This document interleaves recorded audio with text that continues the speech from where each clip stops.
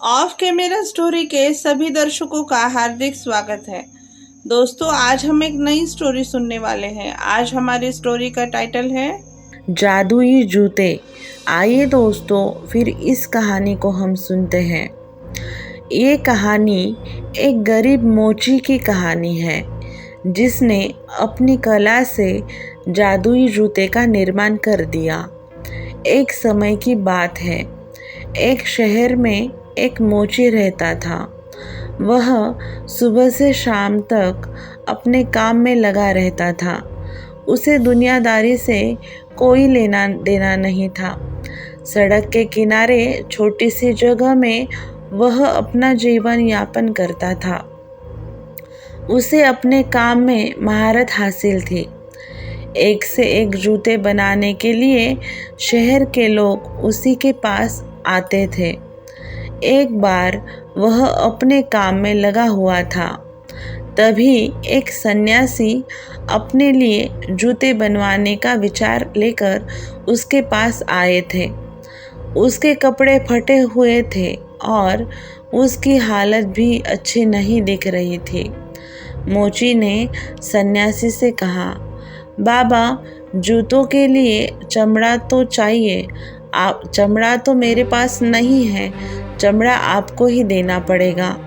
मेरे पास चमड़ा नहीं है। आप चमड़ा ला के दे, मैं आपको जूता बना दूंगा। सन्यासी ने एक पेड़ की छाल मोची को दे दी और कहा, तुम इसके जूते बनाओ।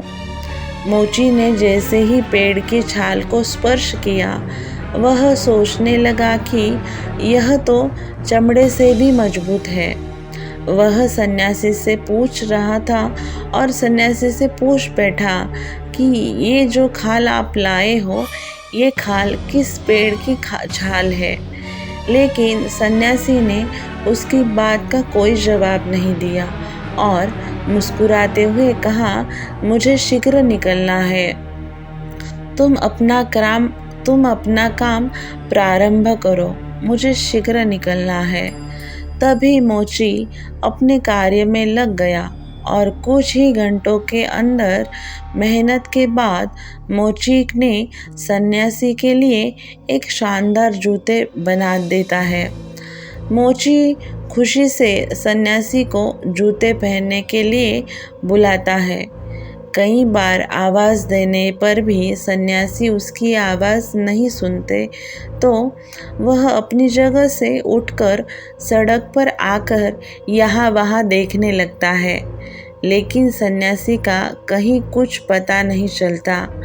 मोची परेशान हो जाता है और सोचता है, भला अब वह इन जूतों का क्या करेगा। मोची को उसकी मेहनत के पैसे भी नहीं मिले थे, इसीलिए वह थोड़ा नाराज़ भी था। मोची ने सोचा, चलो शायद थोड़ी देर बाद सन्यासी बाबा आ ही जाएंगे।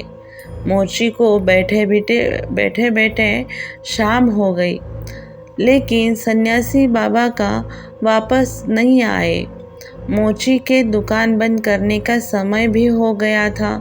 तभी वह सोचता है, थोड़ा सब्जी ले आऊँगा, और वह वही जूते पहन लेता है जो उसने सन्यासी के लिए बनाए थे।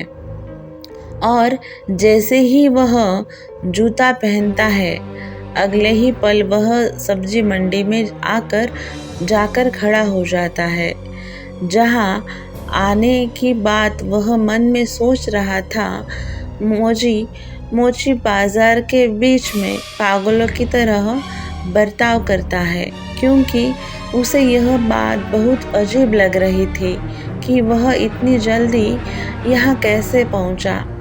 वह सोचता है कि उसे तो सड़क के किनारे होना चाहिए, और अगले ही पल वह सड़क के किनारे खड़ा नजर आता है।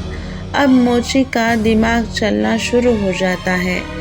उसे समझ में आने लगता है, हो न हो ये जूतों का ही कमाल है, जिसकी वजह से वह एक ही पलक में एक पलक झपकाते ही कहीं भी पहुंच सकता था। इस बात को साफ करने के लिए वह कई जगह मन में सोचता है और एक एक करके हर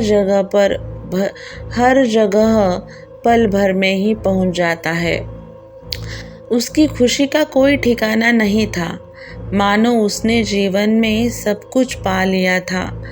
तभी मोची इच्छा करता है कि वह बहुत खूबसूरत घर में पहुंच जाए और वह जूतों के चमत्कार से पलक झपकते ही वहां पहुंच जाता है। घर देखकर, घर की खूबसूरती देखकर, घर की सुंदरता देखकर वह खुशी से झूमने लगता है। ऐसा लगता है मानो यह घर उसी के लिए बना हो। वह डाइनिंग टेबल में रखे अखबार को उठाकर पढ़ने लगता है। तभी उसे अखबारों में 2 देशों के बीच में जंग होने की खबर दिखती है और उसके मन में जंग को पास से जाकर देखने का विचार आता है और वह अपनी इच्छा अनुसार उस स्थान पर पहुंच जाता है जहां चारों तरफ से गोलियां चल रही होती हैं और बम फट रहे होते हैं। और जैसे ही वह जंग के मैदान में आता है तो एक गोली उसके सीने में आकर घुस जाती है और मोची वहीं गिरकर अपना दम तोड़ देता है। मोची के बिना सोचे समझे किए गए विचार की वजह से उसका जीवन वहीं पर खत्म हो जाता है। दोस्तों, आप सबको आज की स्टोरी कैसी लगी? आपको आज की स्टोरी अच्छी लगी हो तो कमेंट करना ना भूलें। दोस्तों, आप हमारे चैनल पर नए हो तो हमारा चैनल सब्सक्राइब करें, लाइक करें और ये कहानी अपने दोस्तों के साथ शेयर करना ना भूलें। दोस्तों, कल मिलते हैं एक नई कहानी में। तब तक के लिए बाय दोस्तों, अपना ज़रूर ख्याल रखना।